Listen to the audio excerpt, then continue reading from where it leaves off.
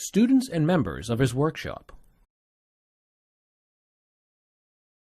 Some biographers state that Titian employed El Greco during his last years. There were also members of his family, the Vecchilio family.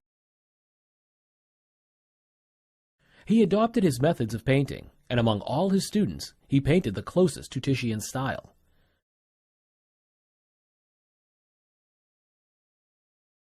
So, as you see, direct training under the greatest painter is not a guarantee that you'll accomplish a mastery. Even if all the rumors about his jealousy of rivals is grounded, he may have felt that there was no need to train painters who would eventually challenge his artistic mastery. Venus and the Lute Player is known to have at least 5 versions. In each of them, Venus is depicted exactly in the same pose. The musician on her left is changed from painting to painting. Many artists regarded themselves as, in some sense, his pupils and artistic descendants.